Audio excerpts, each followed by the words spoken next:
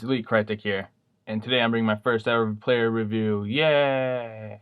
And the player I'm going to review today is no other than the Serbian tank. That is, no Man, no G, no Vidic. Or in other words, Nemanji Vidic. Alright, so I got Nemanji Vidic for 120k, and there are some pros and there are some cons. So for paying 120k, I'm going to start with the cons first. So the cons is he is 120k, and if you don't have that kind of money, you're kind of in the low ball here, so don't go and get him. If you have exactly that much, just don't go and get him. I got him for 120k, and to be honest, in Division 1, he's not really worth it. But if you just finished Division 1 and you don't want to play it again, and if you're playing tournaments or anything, this guy is the guy you want to get.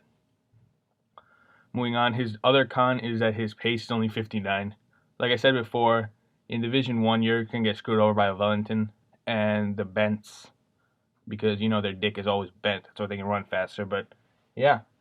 But still, even in Division 1, this guy is pretty good. But you could get cheaper options, which I think would be better than him in Division 1. But if you're playing tournaments or your friends, then just get him. Because no person is going to get past him except for Wellington, Bent, and the Speedy 6. Yeah, we call him the Speedy 6. But yeah. And then his other con is that sometimes, not all the time, but only sometimes, he's out of position, which can screw you over when crosses come in, because you know how OP crosses are in this game. So yeah, those three are the only cons I can think of, including his price. But now moving on to his positives. This homo. Yeah, I'm gonna call him homo, I'm just kidding. I'm scared of Vidic. You should be too. Because you don't know where he's from. He knows you, and he will kill you from taken. Yeah, so Nemanji Vidic is possibly the second best defender in this game after Thiago Silva, in my opinion. His 87 defending actually shows whenever there's another counterattack or anything, if Vidic is back there, he's stopping it. He's like a fucking brick wall. You can't get past this homo. Why do I keep calling him a homo? I don't know. He looks like one in the picture, but he's a freaking tank. He's my third favorite player in real football right now, after CR7 Ibra homo bitch. But yeah, so Nemanji Vidic has 87 defending. It shows. His heading's 92. I think it's more like 85 or 86. He can get the corners in, like from crossing and stuff. He can defend them, but because of out of position normally, it's really hard.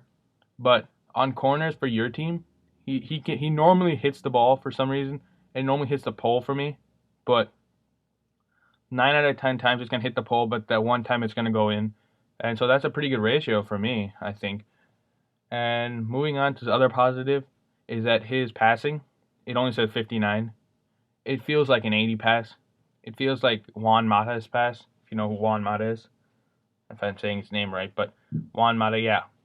And I think, in my opinion, that Vidic is possibly the best, after Thiago Silva is the best defender you can get for bang for your money.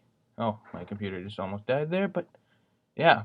So, in my opinion, for 120k, you could do better by getting Vincent Kompany, who's a freaking tank too, but his medium work rate kind of lets him down. Well, Nemanji Vidic has medium high. And on top of that, with 92 heading, he's 6'2", as tall as me. Just pointing that out. But yeah, Nemanji Vidic. So, and moving on, the question is here: do you want to buy a Ferrari or a tank?